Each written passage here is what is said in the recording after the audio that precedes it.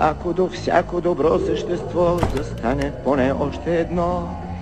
Ще да почне такъв живот, че само си викам дано. Пък ако до тия две същества прибавим и още две. Ти знаеш ли колко прави това? Най-малко 1002. Здравейте, днес ще ви представя Мил Ганчев, който е ветеринарен лекар. Кажете нещо за вашата работа. Значи нашата работа е свързана с работа предимно с гребни животни, кучета и котки, домашни любимци. Също така зайчета, хамстърчета, морски свинчета и така нататък. Това ли сте желали да работите като малък? Горе-долу, да, имал съм такива желания, имал съм доста, като малък наблюдения върху животните, които и до ден днешен ми седят като спомен. Кое е любимото животно? Нямам твърдо любимо животно, може би като по-малък не беше кон, сега общо взето котките са ми любими. Нали харесвам и кучета също така. Имате ли домашен любимец? За сега в момента няма. Бихте ли искали да имате или? Бих искал, може би котка, но по-нататък, тъй като тук съм достатъчно заед с животни. Каква апаратура е нужна за вашата професия? Значи по принцип нашата професия колкото повече апаратура има насочена за изследване, толкова по-добре, тъй като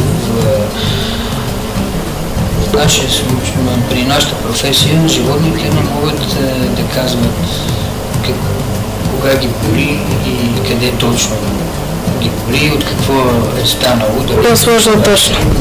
Да. И е необходимо повече така малко разследване, повече изследвания да се правят, за да се достигне до истината. Другото, което е заболяванията при нашите пациенти се хващат винаги на малко по-късен етап от развитието си, отколкото при човек, нали? Тъй като човек като го заболи нещо, отива на лекара. Животното първо не може да каже, вече на по-късна фаза, чак като забележи собственика, че е болно. По този начин влошава ли се здравето още по-зле за котката ни, примерно? Да, по този начин се влошава повече. Е необходимо повече изследване от страна на ветеринарния лекар, за да установи дори някой път нещо елементарно.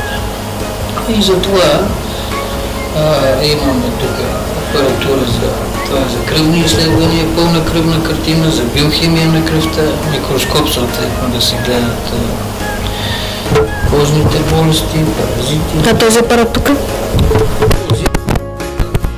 Инфузомат се нарича за подаване на течности, венозно, дозиране на животните. Този също е за система дозиране. Точно това е за отгряване на флуиди, се наричат течностите, които се дават.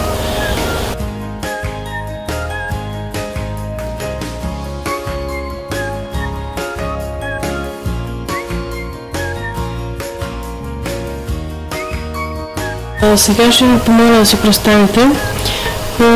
Някой куче е доснато от кола. Намирате се и сте далеч от клиниката, за да видят какво има точно, как трябва да постъпим. Обяснете. Трябва да се предвиди, да се види до каква степен е блъснато. Предимно да не се мести много, тъй като не се знае дали има вътрешни травми.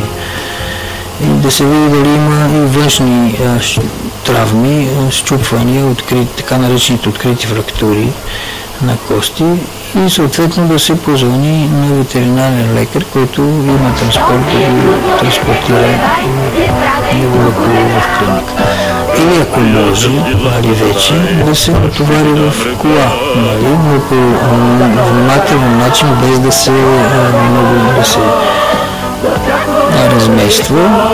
Ако може да се сложи някаква плоскост, нещо като носилка, примерно кашон или нещо такова, и да се натовари на кола, да се закара в клиника Предимно тогава в този случай трябва да се направи рентгенова снимка. Да се види.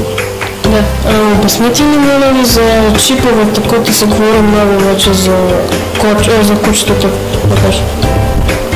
Значи чиповете е система за идентифициране. Те представляват вкарване на малко чипче в кучето, което носи номер, който се вкарва в система за идентифициране. По този начин кучето, ако бъде изгубено и намерено след това и заведено при ветеринар, може да бъде установена неговата, така да се каже, самоличност на кой и адреса на собственик.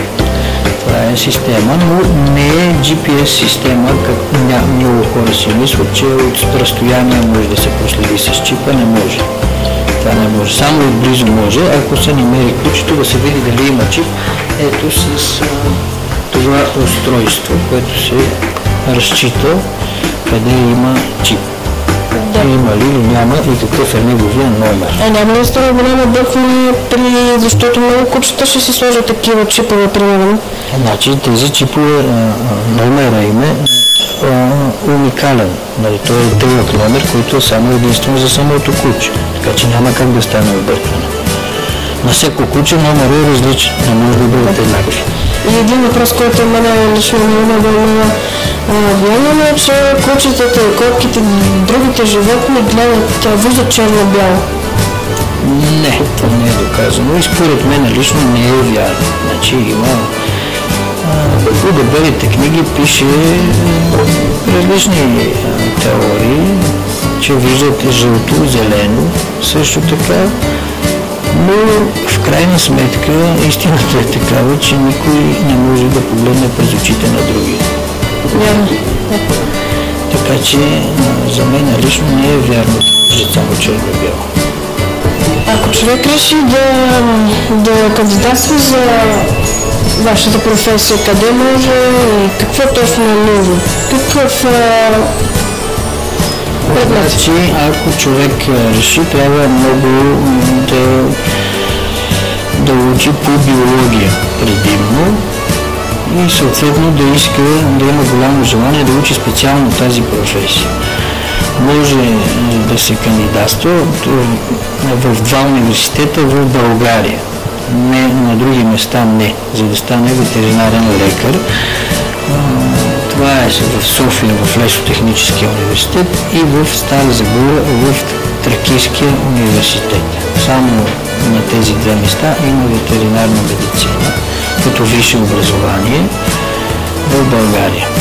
Много време ли не? В смисъл, колко години?